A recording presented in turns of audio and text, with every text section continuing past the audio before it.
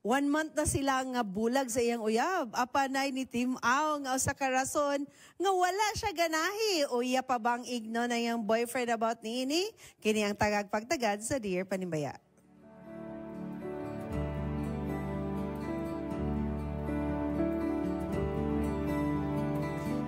Dear Panimbaya, I'm a member of a group chat where I am mostly silent and haven't interacted with anyone since being added. It's been a month since my boyfriend and I broke up, and our close-knit circle of friends has been speculating about the reasons.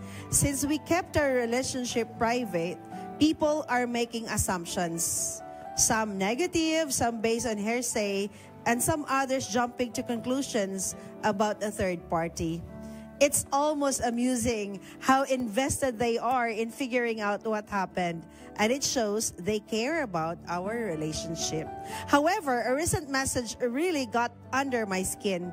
Someone said my ex's parents didn't approve of me because they thought I was maldita and not good enough for their son.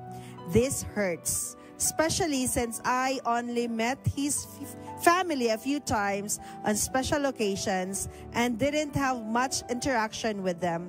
My parents were strict about me spending time with my boyfriend, so I never got to know his family well. This info tempted me to reach out to my ex and ask if it's true, but I decided to let it go. Still, a part of me wants to know the truth behind this breakup, our breakup. Now I am on the verge of calling him. Should I? Should you call your boyfriend or your ex? Atong paminaon mga kapaglaom ang atong katambay dira sa atong online diri sa Tambag Tambayan. Yes, Ate Charm, na natapunta diri ato na pong basahon ang mga tambag sa atong mga kapaglaom diha sa Facebook. Si Ate Lovely. Ato sugdan kay Ate Lovely. Go. And if ma-confirm nimo nga dili vote ang parents niya sa imo, will this truth give you peace of mind?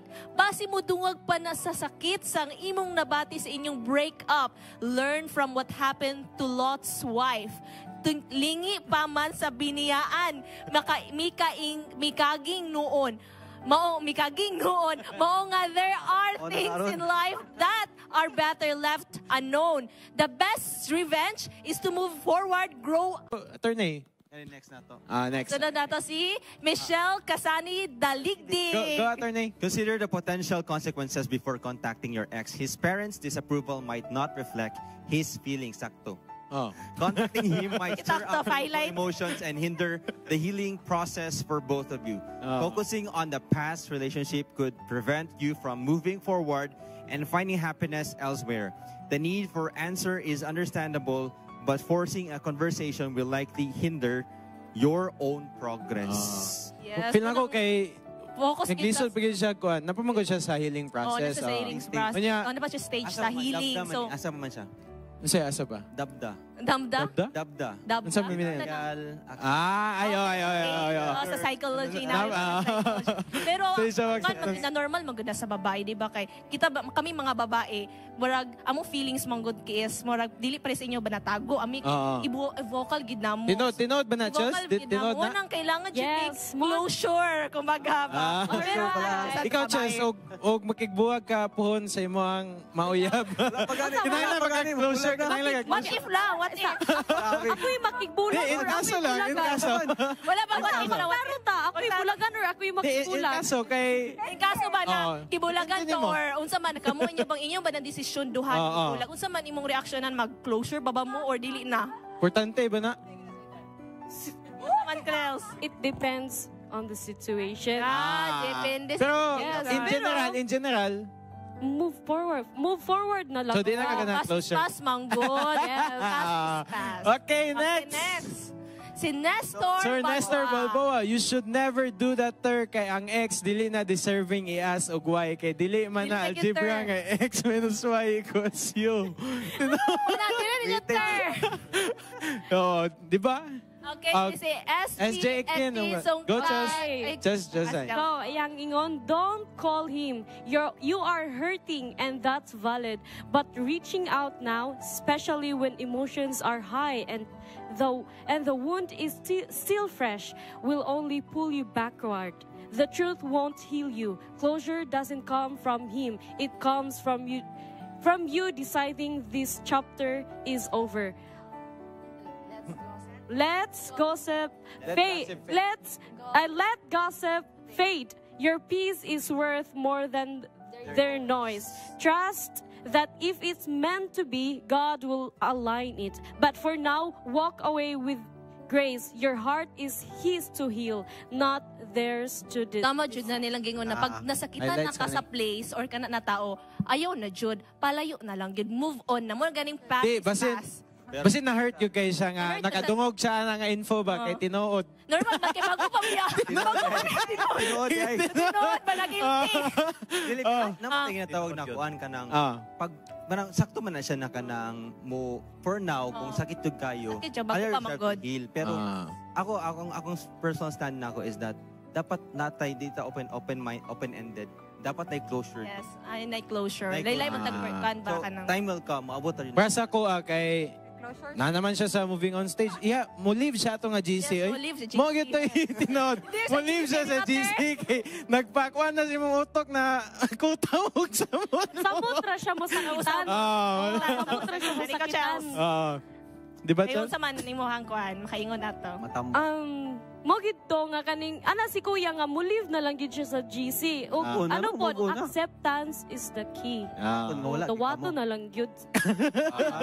Wala na gyud. Si Raj mo kuan. Pas na gyud boss. Unsa to ya, wala siya ever since ni sulod sa GC wala siya interact. Now it's time for you to interact. Oh. I-correct nimo if mali ito lang info na kuha. Okay na may diri. Ate Char! Okay na may diri, Ate Char. Alright, thank you mga atong mga kapanimbayanog, atong mga katambayan diha sa atong panimbayan sa Kamuntagon page nga naghatag sa ilang mga advices. Actually, salamat kayo, daghan pa mo naghatag dira. Pero we can only read 3 or 4 advices. But thank you to keep on giving your ideas about it. Now, let's head on to our panelists diri na sa atong mga lingkuran, mga experts, no? Experts sa gugma na si Sherin. Nabulagan na ka siya or nakabulag na ka? Ato na yung tanawang karon. Na-contact na ba nimo ang imong ex? Ikaw siya? Okay, wala pa siya ka-recover sa akong pangutanan. Dito kang Tato Ikel. Tato, what can you say about this? Should she contact her ex-boyfriend? I mean, para sa ko, there should be a clear communication before they ended up the relationship. For them to be able to, para makamove on sila pareho. Clear for them, to both of them, kung unsang reason. So it's okay for you, for her to call. Yes, and yes, just to verify. Verify or ask clarification on what happens, what really happens, or Ina na nga kung una-una, ma'am, kaya para makamove on po siya, or matabangan siya. Para wala siya what if at the end. Yes, ma'am. So, mas better nga yang i-clarify and move on. Ikaw siya.